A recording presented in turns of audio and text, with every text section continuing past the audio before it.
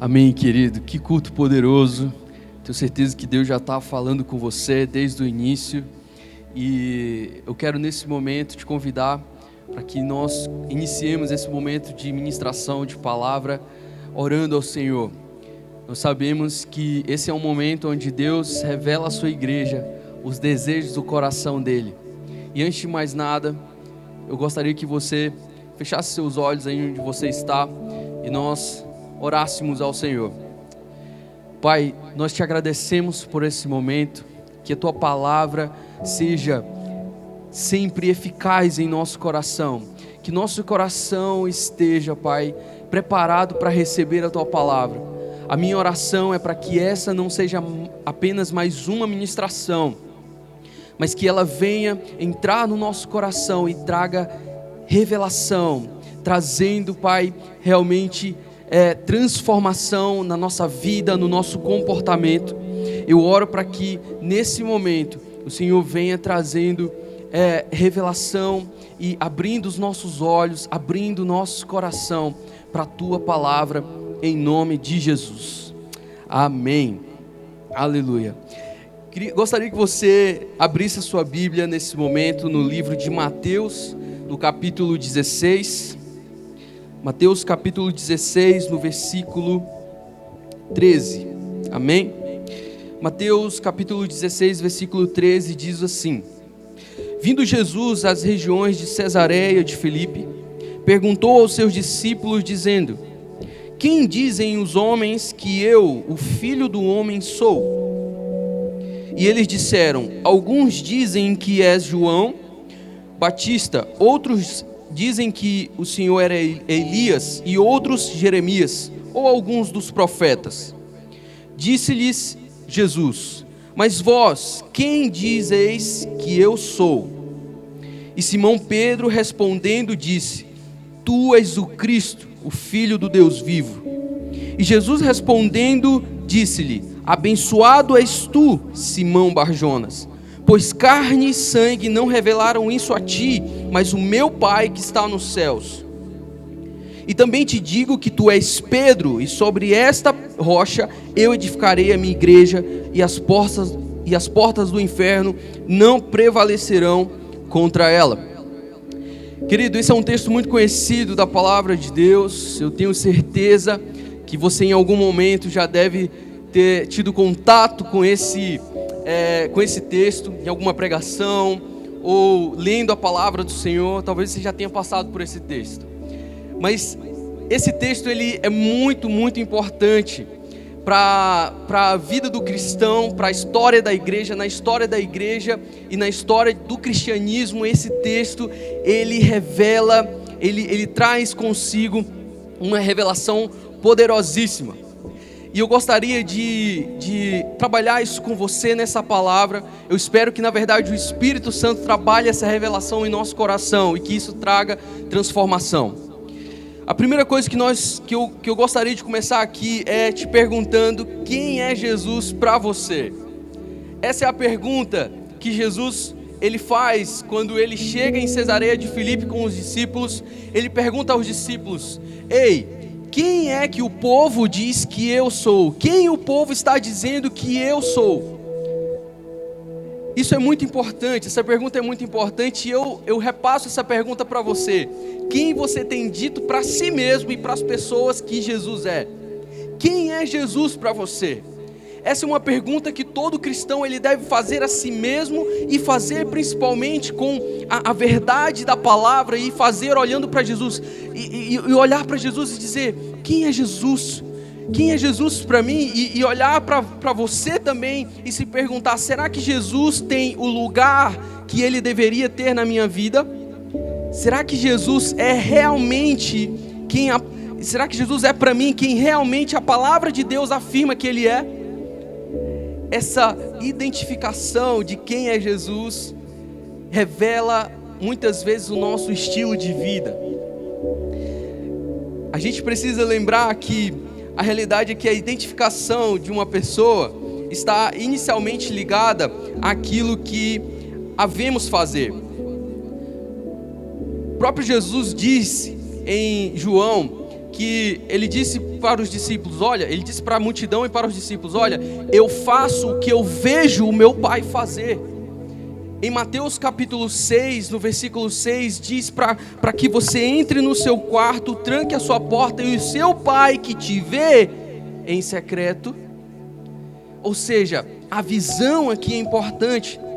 Você pode prestar atenção no comportamento de uma criança, de que muitas vezes essa criança, ao longo da sua vida, ao longo inclusive da sua maturação, da sua maturidade, ao longo do seu crescimento, ela começa a ter atitudes que ela viu os pais delas fazerem, que ela viu o pai fazer, que ela viu a mãe fazer. Por quê? Porque aquilo que eu vejo o pai fazer, naturalmente eu reproduzo. É impressionante como a gente pode identificar uma pessoa por aquilo que ela faz. É claro que nem tudo que nós fazemos diz o que nós somos, mas aquilo que nós fazemos muitas vezes espelha o que nós pensamos sobre nós mesmos. E o nosso estilo de vida, o nosso comportamento, muitas vezes, como cristãos, vai espelhar aquilo que a identificação que nós temos de Jesus. Quem é Jesus para você? As suas atitudes, o seu comportamento como cristão, muitas vezes vai revelar esse conceito, essa verdade dentro de você. E é isso que Jesus está trazendo aqui. É importante a gente observar que aqui tem algumas verdades. A primeira delas é que, quando Jesus pergunta isso para os discípulos, quando Jesus pergunta: olha, quem os homens têm dito, o que os homens têm dito sobre mim? Quem os homens pensam que eu sou? E os discípulos respondem para Jesus: olha, alguns dizem que tu és João Batista, outros dizem que o Senhor outros dizem que o Senhor é Elias, e outros Jeremias, ou alguns dos profetas. Não é à toa que a multidão estava tendo essa visão sobre Jesus. Como eu disse, muito do que Jesus fazia, a multidão via, e isso reportava a multidão, e a multidão acabava por lembrar dos profetas. Nossa, Jesus tinha essa atitude. Olha, Jesus tinha essa atitude. Então eu acredito que Jesus, na verdade, é João Batista, ou que Jesus era Elias, porque Jesus tinha certa atitude. E isso aqui traz algumas revelações. A primeira delas, a palavra de Deus diz que o povo confundiu Jesus com João Batista. E por que João Batista? Se nós formos pegar o significado da palavra, do nome João, o nome João significa Deus é um doador gracioso. Querido, o que mais Jesus fez durante o tempo que ele esteve aqui na terra? Ele se doou. A palavra de Deus diz que ele doou a própria vida. Ele mesmo afirmou isso: ninguém toma a minha vida, ninguém pode tirar a minha vida, eu a dou. Jesus falou isso. Uma das coisas que mais Jesus fez foi doar a sua vida, o seu tempo, as suas orações, os milagres que Jesus fazia, era uma doação, era uma entrega para o povo. E no momento em que o povo viu Jesus tendo essa atitude de doar, de entregar tudo o que ele tinha, o que ele era, o que ele fazia para as pessoas, porque ele via o Pai fazer, lembra disso? Porque ele só fazia aquilo que o Pai faz, ele só fazia aquilo que ele via o Pai fazer. E quando Jesus tinha essa atitude, o povo dizia: só pode ser João Batista, esse só pode ser mais um João Batista. Amém? Outra coisa, o outro ponto, querido, o povo também confundiu Jesus com Elias. Por que Elias? Elias era um dos profetas que representavam justiça. Os judeus até hoje, alguns judeus esperam ainda a vinda de Jesus, a vinda do Messias, na verdade. Ainda esperam a vinda do Messias, porque não acreditam que Jesus era o próprio Messias. Alguns judeus ainda vivem esse estilo, esse pensamento, esse conceito. Por quê? Porque muitos judeus acreditam que o Messias ele viria para governar na terra, que ele viria para trazer justiça, governo e poder na terra. Muitos judeus naquela época acreditavam que o Messias ele viria como um rei que tiraria o governo de Roma, tiraria o governo dos romanos e entregaria aos judeus. e seria o rei, o Messias, o livrador. E por causa disso, eles não conseguiram enxergar Jesus como o Salvador, o Messias, quem era para ser enviado. E alguns deles conseguiram enxergar em Jesus a justiça que Elias representava como profeta. Se você for ler as histórias de Elias, você vai perceber que constantemente ele confrontava o povo, ele confrontava o rei, trazendo justiça e poder de Deus. Não é à toa que ele subiu aos céus, não viu a morte. Elias não viu a morte, subiu aos céus através de cavalos de fogo. Quantos já não ouviram falar dessa história? Elias representava isso, e alguns pensavam que, inclusive por conta das atitudes de Jesus, de entrar no templo e expulsar os cambistas, ele talvez seria esse que traria justiça. E realmente Jesus trouxe justiça. A gente via as atitudes de Jesus constantemente trazendo justiça e poder de Deus. Porém, Jesus não era Elias. Apesar de muito do que ele fazia, tinha uma ligação com as profecias, tinha ligação com as atitudes de Elias. Jesus não era Elias. Um outro profeta no qual a Bíblia cita que o povo confundiu Jesus foi Jeremias.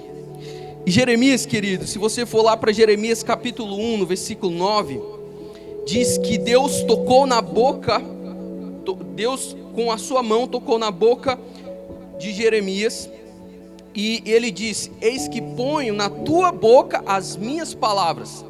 Querido, me diz uma coisa, o que mais Jesus fez, uma das coisas que mais Jesus fez no seu ministério, qual foi? Ensino.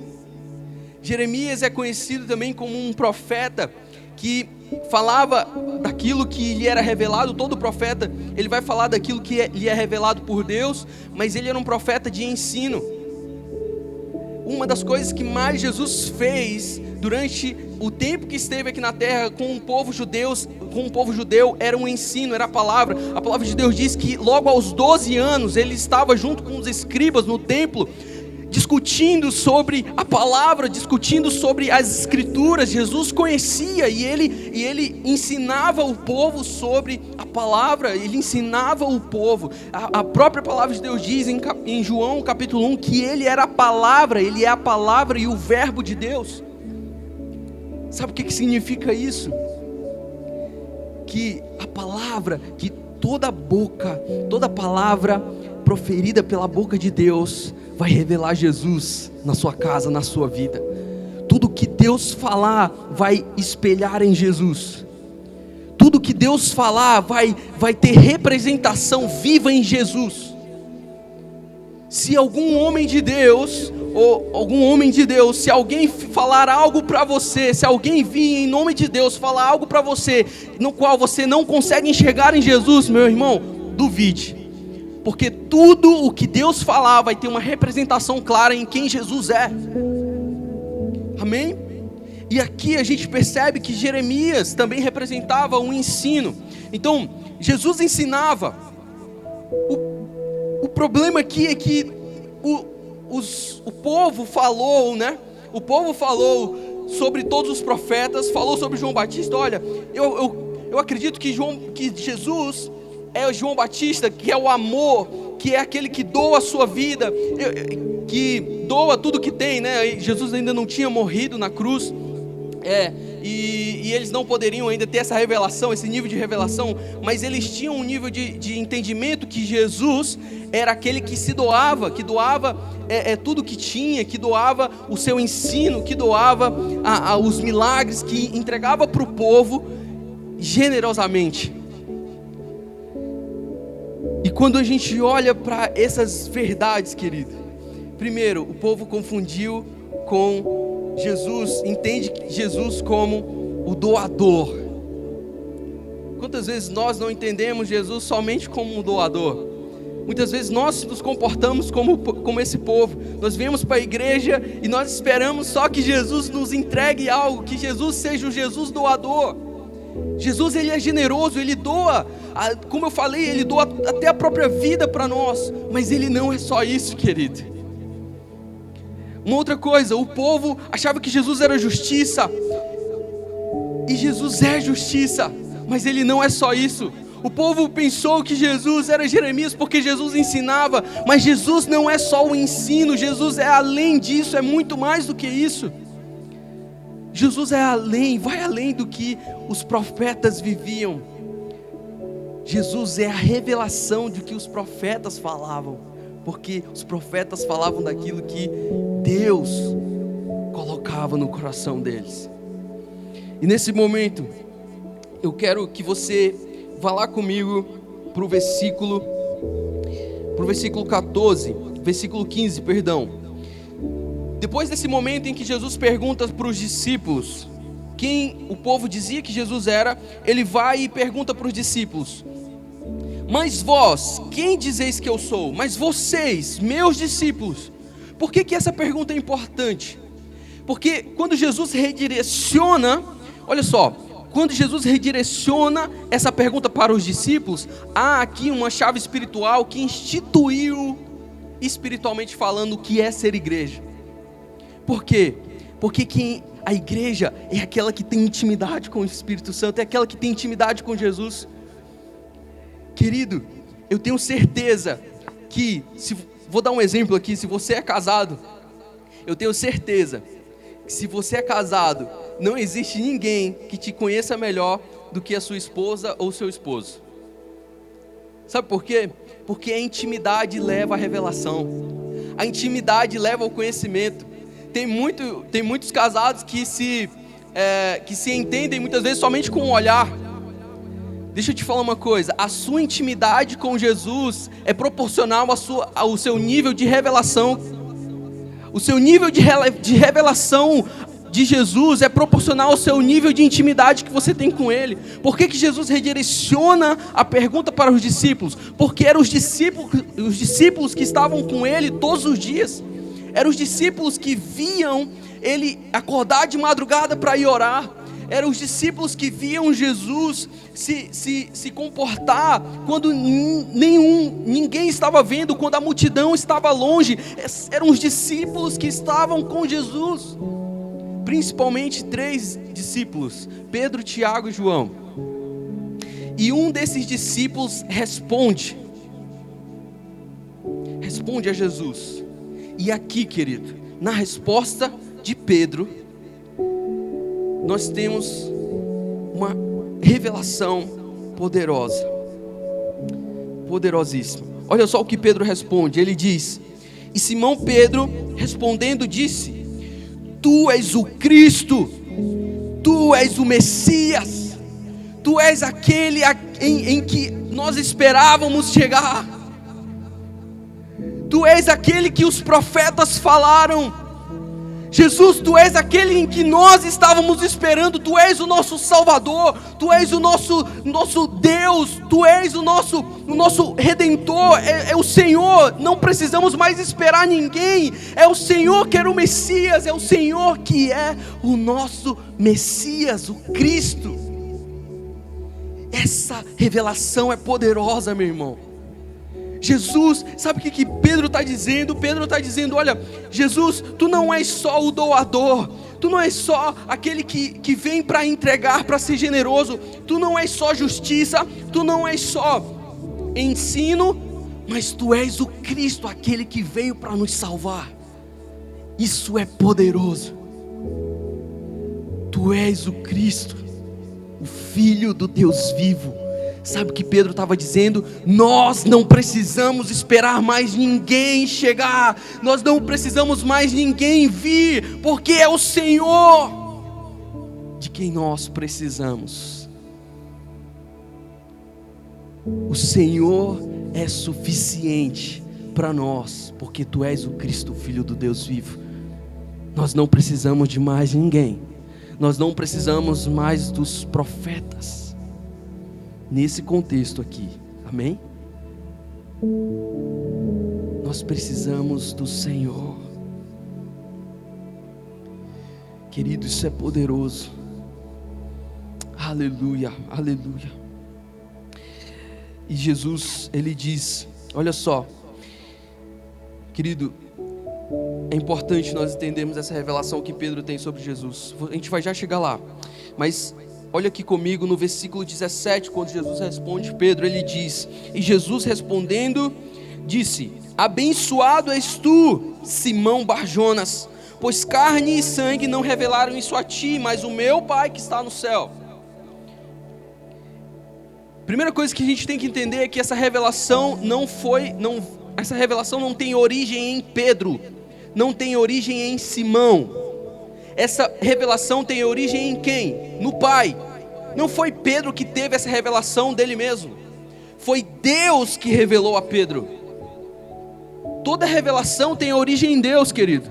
É por isso que toda revelação carrega uma menção, é por isso que toda revelação carrega uma promessa de Deus, porque ela tem origem em Deus. Uma revelação, ela não nasce no coração do homem, ela nasce no coração de Deus. O homem é só um canal para Deus falar. Então, entendendo isso, Jesus continua dizendo: e também digo que tu és Pedro, e sobre esta rocha edificarei a minha igreja, as portas do inferno não prevalecerão contra ela. Aqui muitas vezes nós fazemos uma interpretação errada da palavra. Tem muita gente que às vezes entende errado isso aqui. Tem gente que acha que a igreja foi estabelecida, que Jesus estava falando que a igreja seria estabelecida sobre Pedro, o homem Pedro. É tanto que hoje em dia tem igreja, a igreja romana, a apostólica romana, acredita que o São Pedro, propriamente dito aqui no caso, que a igreja é estabelecida sobre São Pedro, sobre Pedro no caso. E a realidade é que quando Jesus, ele diz que sobre esta rocha edificarei minha igreja, a rocha não é Pedro, querido. A rocha é a revelação que Jesus tem sobre Pedro. Uau, isso é poderoso. Querido, não é, a igreja de Jesus não é edificada sobre um homem, mas é edificada sobre a revelação de Jesus. No momento em que Pedro tem a revelação de quem Jesus é, Jesus revela quem Pedro seria, para que Pedro seria usado. Quando eu tenho uma revelação de quem Jesus é para mim, eu entendo o que Jesus quer que eu faça aqui na terra. Olha que poderoso. Quando Jesus diz, olha só, Jesus quando responde a primeira vez para Pedro, ele diz: abençoado és tu, Simão Bar-Jonas. Ele não chama Pedro de Pedro. Por quê? Porque Pedro começou a ser chamado de Pedro depois desse episódio.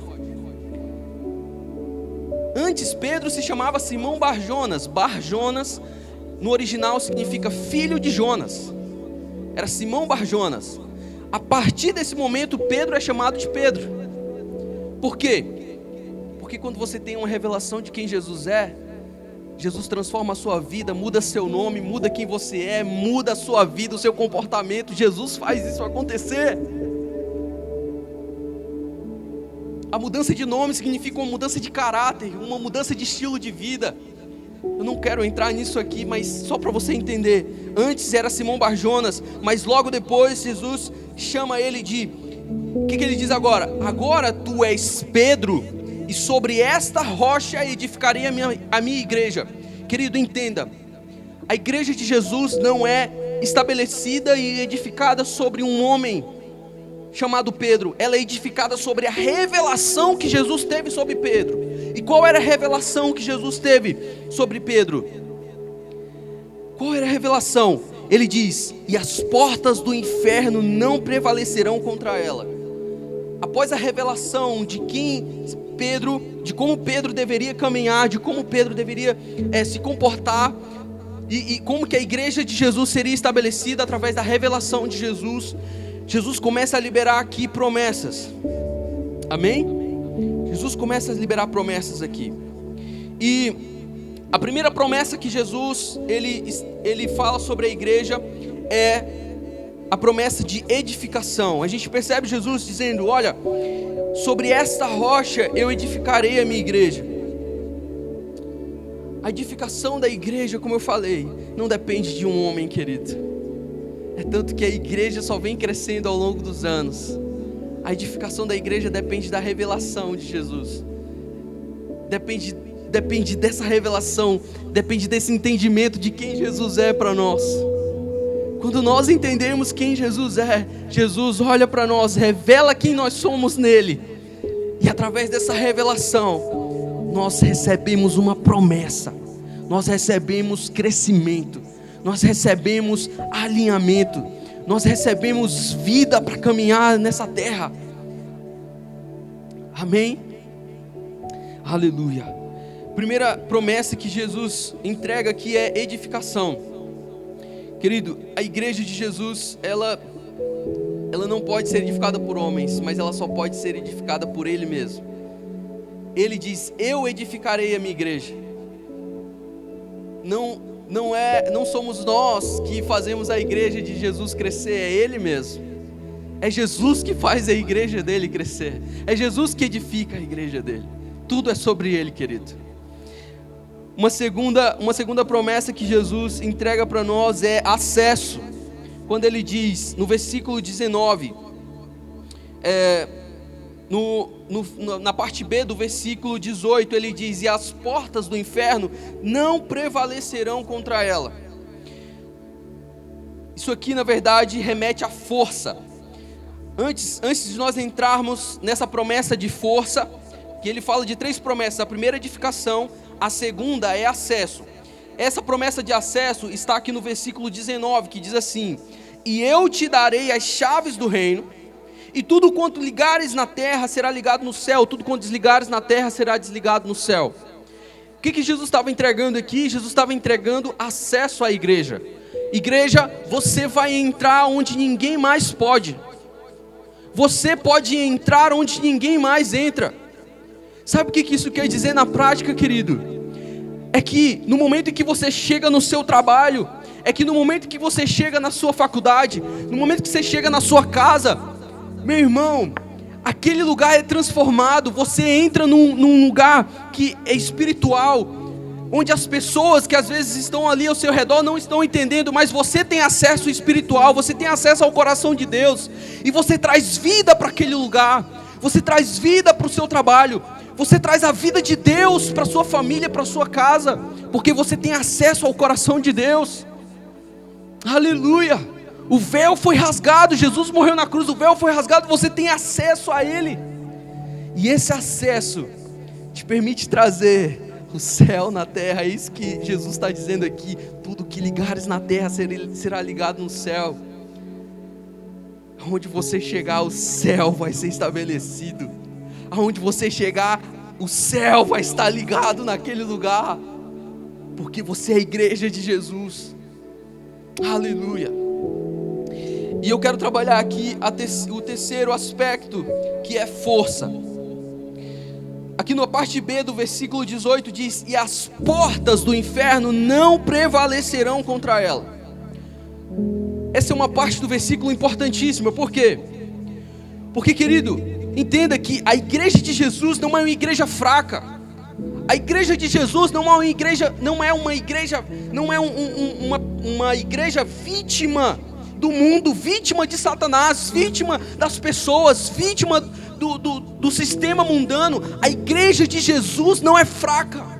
A igreja de Jesus se posiciona diante do inferno e diz: essa pessoa não vai para o inferno, essa pessoa vai ser resgatada pelo poder de Jesus. Por quê? Porque a igreja de Jesus tem acesso, e as portas do inferno não prevalecem contra ela.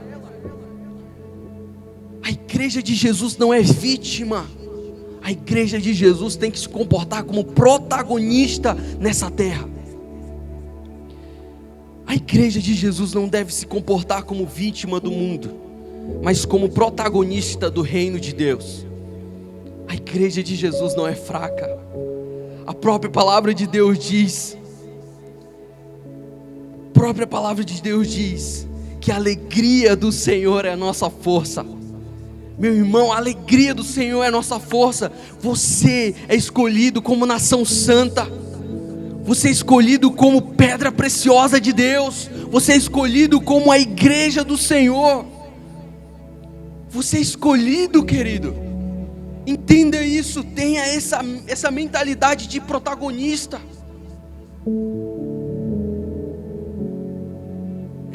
esse protagonismo, ele existe quando nós entendemos quem Jesus é em nós. A palavra de Deus diz: Cristo em vós, a esperança da glória. Não é sou eu em Cristo a esperança da glória, é Cristo em vós. Esse protagonismo, ele só existe quando Jesus está em nós. Quando nós não temos Jesus em nós, nós viramos vítima do sistema mundano. Nós viramos vítimas das portas do inferno. Mas quando nós recebemos a revelação de quem Jesus é, nós nos comportamos como verdadeiros protagonistas do reino. E nem as portas do inferno podem prevalecer contra a igreja. Aleluia. De qualquer forma, eu quero que você pense um pouco comigo. Por que então que muitas vezes a igreja não consegue alcançar as promessas? O que tem minado muitas vezes a força da igreja? Se a igreja tem essas promessas, e lembrando, eu quero lembrar isso aqui, querido. Essa aqui é a passagem na Bíblia onde a palavra igreja, é a primeira vez que a palavra igreja aparece na Bíblia, é nesse texto. Eu não estou dizendo que a igreja foi instituída ou teve origem em Deus nesse momento. Eu creio que a igreja já estava no coração de Deus antes da fundação do mundo. Tudo isso faz parte do plano de Deus. Deus nunca perdeu o controle, querido. Deus nunca perdeu o controle. Eu creio que a igreja já estava no coração de Deus. Porém, nesse momento, esse episódio foi onde Jesus revelou a igreja para o mundo. Entende isso? E querido, uma coisa que é importante nós entendermos: se a igreja foi revelada nesse momento e através dessa revelação nós temos essas promessas de crescimento, edificação, nós temos a promessa de acesso a lugares espirituais, nós temos a promessa de força, de ser forte espiritualmente, de ser forte em todas as esferas da sociedade, em todos os âmbitos sociais, nós sermos fortes, tanto espiritualmente quanto mentalmente, nós sermos fortes, ter uma crença definida em Jesus. Se nós temos essa promessa em Deus, o que tem minado a nossa força? O que é que tem minado a nossa força como igreja, como noiva de Jesus? Em cima dessa pergunta, eu gostaria que você abrisse a sua Bíblia em Apocalipse capítulo 3. Eu quero caminhar para o término dessa mensagem. Nós vamos caminhar ainda um pouco, mas eu quero responder essa pergunta para você, através da revelação que Jesus teve sobre uma igreja, a igreja de Laodiceia. Abra sua Bíblia em Apocalipse, no capítulo 3, no versículo 15. Amém? E diz o seguinte, diz assim a palavra do Senhor: eu conheço as tuas obras. Querido, esse aqui é uma expressão muito forte, porque se você for perceber e ler as cartas que Jesus pede para que João escreva às igrejas de Éfeso, Pérgamo, Tiatira, você vai perceber que Jesus sempre começa com essa frase: eu conheço as tuas obras. Nada escapa dos olhos de Deus, querido. Jesus conhece você, Jesus me conhece, Jesus sabe, Jesus nos conhece mais do que a pessoa mais próxima, mais íntima que nós temos. Jesus nos conhece. E Jesus está falando isso agora: eu conheço as tuas obras. E após essa afirmação, Jesus diz que não és nem frio nem morno, não és nem frio nem quente. Eu gostaria que fosses frio ou quente. Então, como tu és morno, nem frio e nem quente, vomitar-te-ei da minha boca. Como tu não és nem frio nem quente, eu te vomito, Laodiceia. Eu estou a ponto de vomitar. É isso que Jesus está falando. E ele continua dizendo: porque tu dizes, eu sou rico e cheio de bens, não tenho necessidade de nada, e não sabes que és desgraçado, miserável, pobre, cego e nu. Aconselho-te comprar de mim ouro refinado no fogo, para que tu sejas ricos, e vestes brancas para que te vistas, e que a vergonha da tua nudez não apareça, e que unja os teus olhos com colírio para que possas ver. Querido, deixa eu te falar uma coisa. Jesus é um Deus intencional. Deus é um Pai intencional. Tudo que Jesus fala, todos os exemplos, parábolas de Jesus na realidade bíblica tem um propósito, tem um fundamento. Jesus é um pregador, Jesus é um educador intencional. Ele tem intenção em todos os exemplos dele. E para nós entendermos melhor esse texto, eu quero trabalhar o contexto geográfico de Laodiceia. Se nós formos entender um pouquinho, Laodiceia, ela fica numa região chamada de Vale do Rio Lipo. Ela fica num vale, numa região da Ásia Menor, que ela é chamada de Vale do Rio Lipo. Nesse vale existem 3 cidades: Hierápolis, Colossos e Laodiceia. A cidade de Hierápolis, que fica de um lado do rio, ela tem fontes de águas quentes.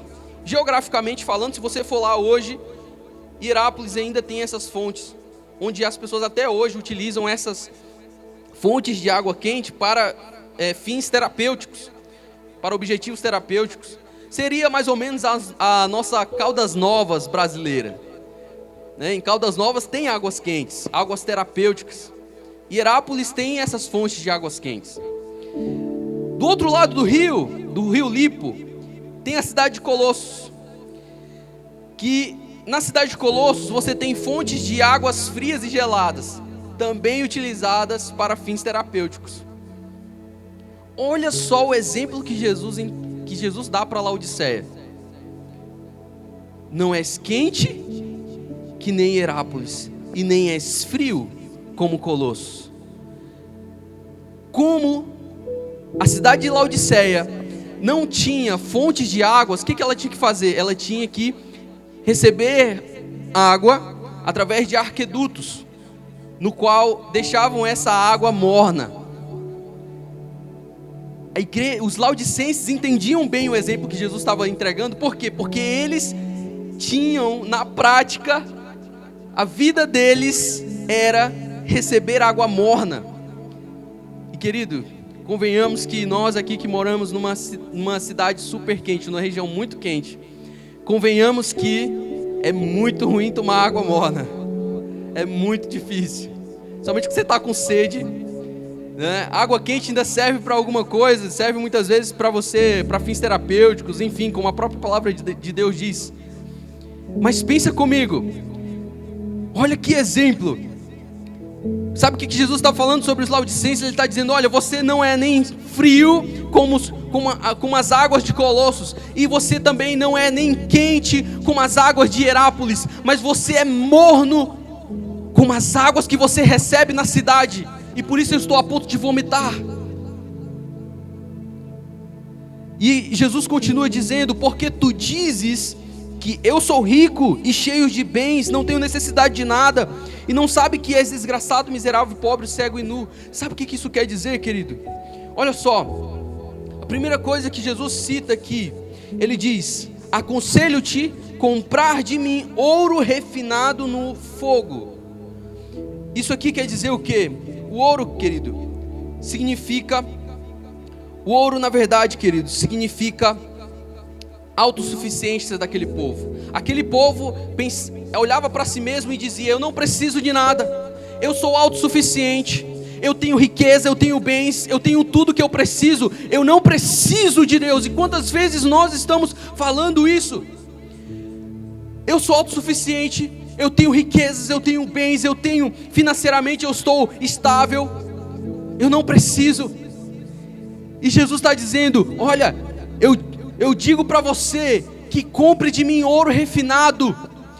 Sabe o que isso quer? Sabe por que isso? Porque Laodiceia era o centro da Ásia Menor, onde mais se tinha ricos, onde mais se tinha pessoas, era o centro comercial. Laodiceia era o centro comercial da Ásia Menor, era onde os ricos moravam.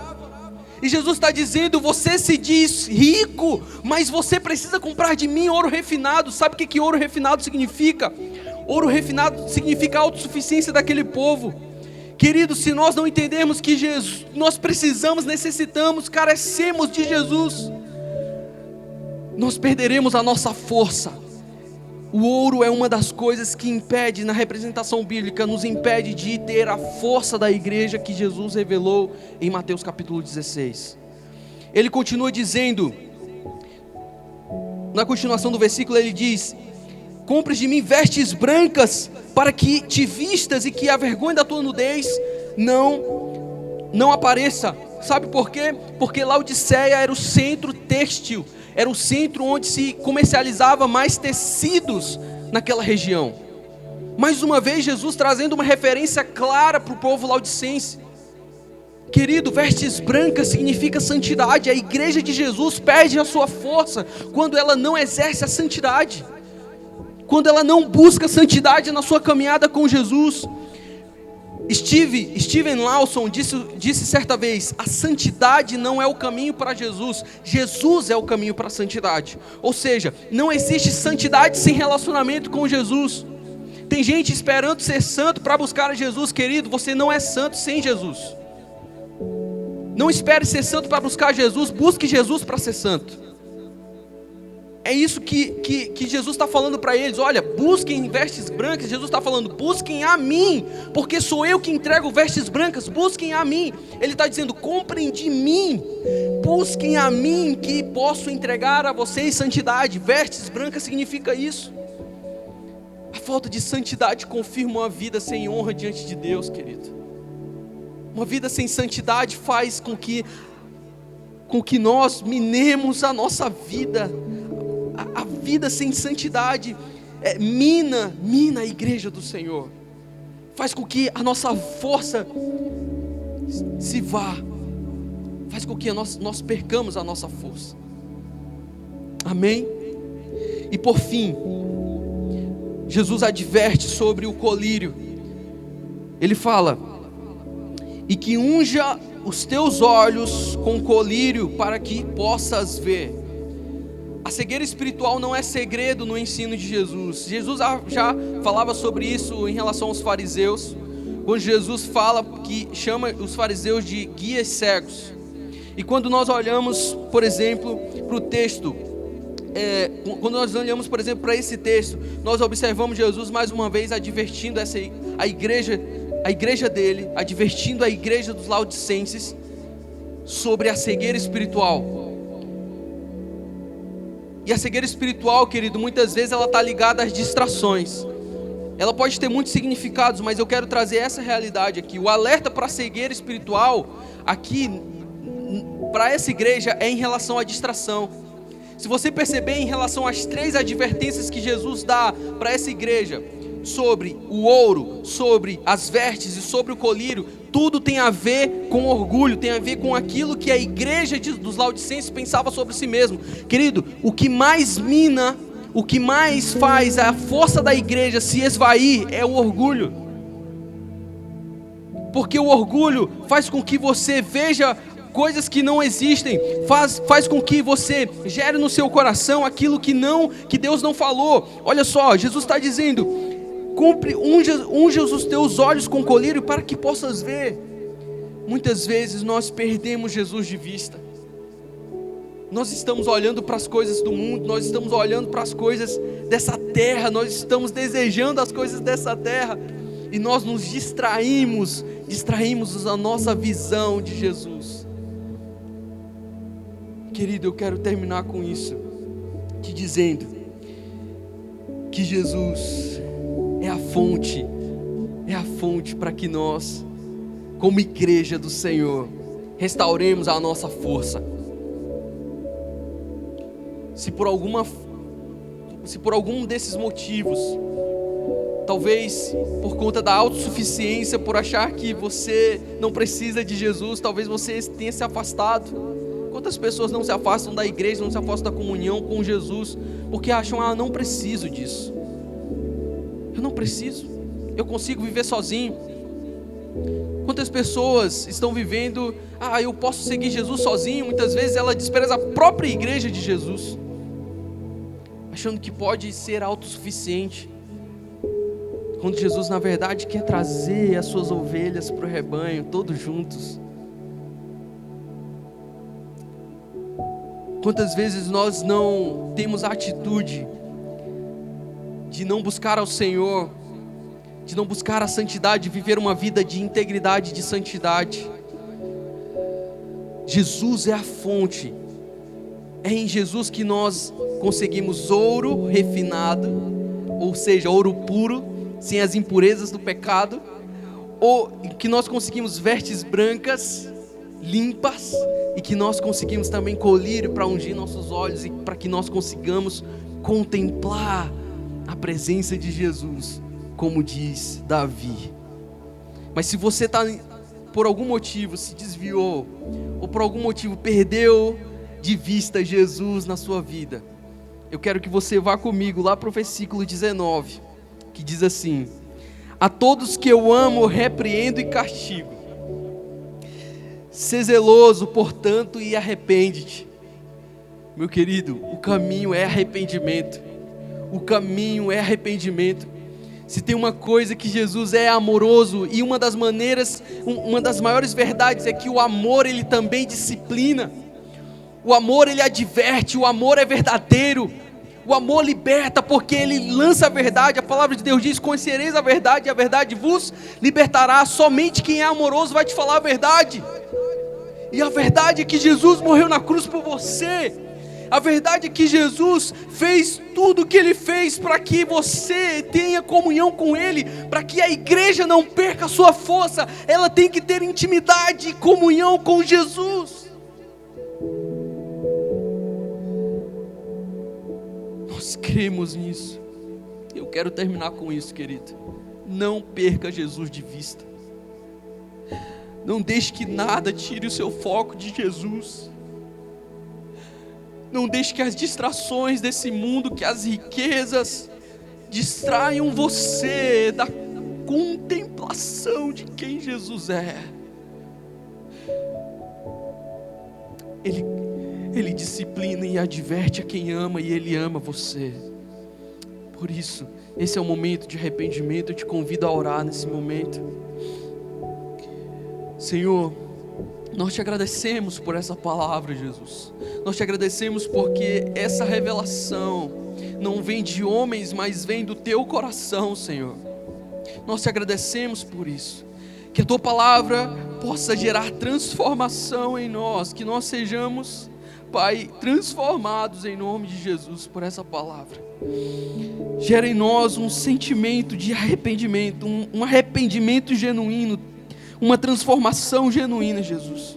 Nós nos arrependemos e clamamos a Ti, Senhor, que abra os nossos olhos, para que nós possamos Te contemplar, para que nós possamos ser a igreja revelada de Mateus capítulo 16, e que nós possamos viver as promessas do Senhor, ter acesso, edificação e força em nome de Jesus. Nós te amamos, Senhor, te agradecemos, em nome de Jesus. Amém. Amém.